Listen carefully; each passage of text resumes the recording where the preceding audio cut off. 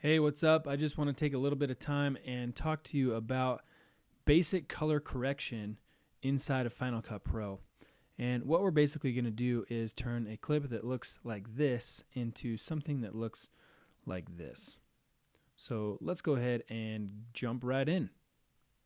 All right, so I've already got my clip imported and applied to the timeline.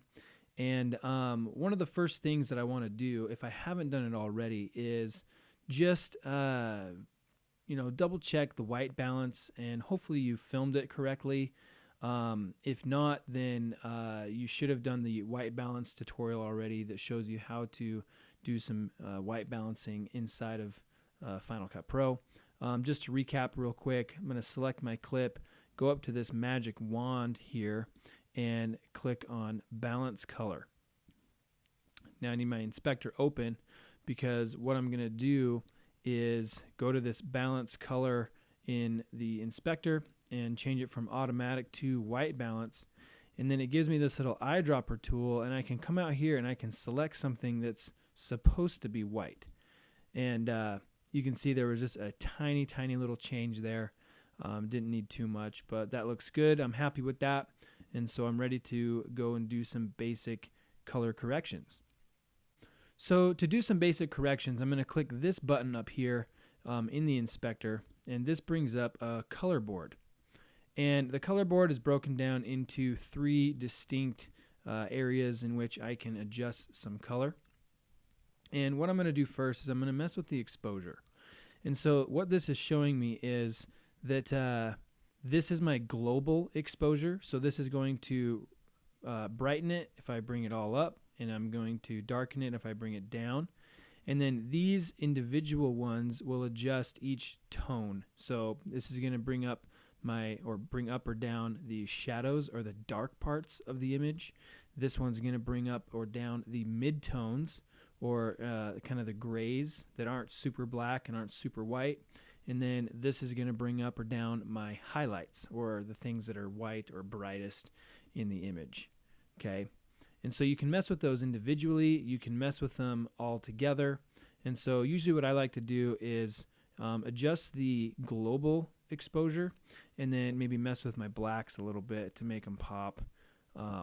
Maybe bring up those highlights a little bit. Okay. And so you're starting to see a little bit brighter image. If I turn this off and on, you can kind of see the difference there. And that's looking pretty good. Next, I'm going to go over to saturation. And again, this one right here is my global saturation. So it's going to bring up and down the saturation. So if you want something to be totally black and white, you can just drag that all the way down. So if we want to pop those colors a little bit, and again, these adjust individual areas of the image, again, shadows, midtones, and highlights. So that's feeling pretty good. And then this last one is color, and essentially what this is doing is it's adjusting the hue of the overall image.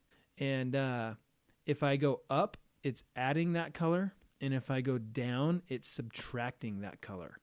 And so this one you kind of use a little more sparingly. I personally don't use it a whole lot, but every once in a while, if your image has kind of maybe a blue hue or maybe even an orange hue, then you can kind of come in here and adjust some of that.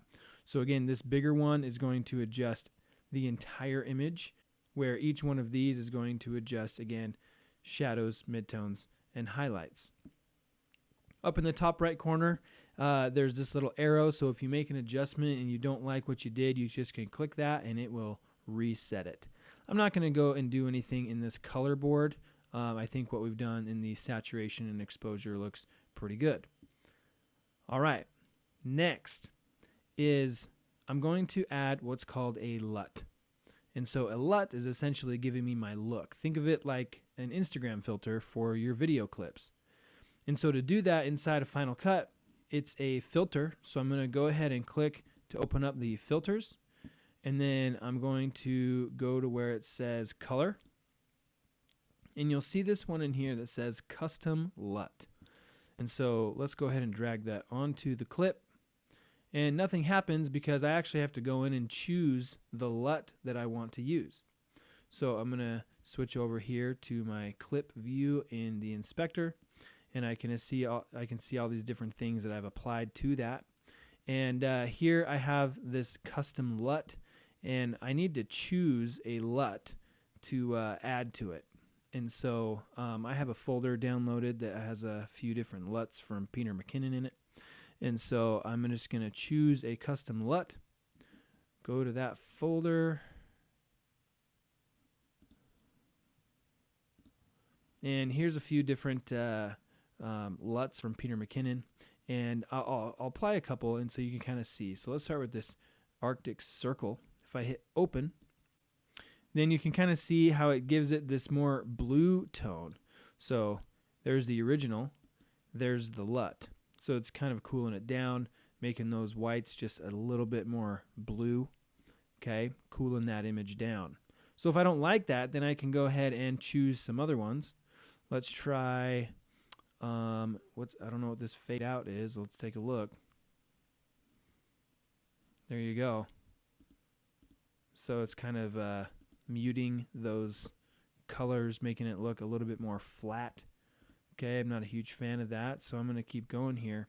A couple I've already imported, so I'm going to go ahead and go with this Kodak Killer. Kind of giving us a little bit more orange, maybe a little bit of blue in there. If I choose this Osiris, that looks pretty good. A little more blue, a little less orange. I think I like that. Now, in this mix, let's say you get a LUT that's super strong. I can go ahead and turn this down, and it'll actually kind of mix the LUT into the clip at a lower level. And so I think it looks pretty decent all the way on, so I'm going to leave it there. Once I've applied the LUT, then I can go ahead and start looking at some things and be like, okay, did that adjust the overall exposure? Did that mess with some of my colors or anything with my saturation? And if so, then I can go back into this color board by selecting it, clicking this little triangle of color, and it brings this back up. And so I want to brighten up my exposure just a little bit. Bring that down. And I'm just eyeballing this to where it feels good. And that looks pretty decent. Now, one other thing that I want to show you. And sometimes we like this faded film look. And so in order to do that in Final Cut, I'm going to click on this color board where there's this little drop down, and I'm going to add a curves. So it adds another color board, and this time it's just different ways to adjust the colors. These are pretty cool because I can click on this line and create points, and I can kind of adjust some of the color just by bending this line. And so if I do this little S curve where I just put a dot up here and bring it up so it's making it a little brighter, and then I put a dot down here and I drag it down, making those darks a little darker so it's affecting the contrast. Then I just bring this dot up on the bottom left corner, and you can kind of start seeing it gets faded. And you don't want to do it too much, just a little teeny tiny bit. That looks pretty good. And again, there's a difference in what your image ultimately looks like. So when you're all done, you should have a cool looking image. And if you go in and kind of turn off the curves, the LUT, the color, and the white balance, you have a much different image than you had originally. And you can start styling it in ways that really helps establish the feeling and the mood that you want. It makes it feel more produced and looks a lot better than what the camera gives you right out of the camera. So go ahead and try some of those things. Obviously, if you need help, let me know, and have fun with it. And we'll catch you next time.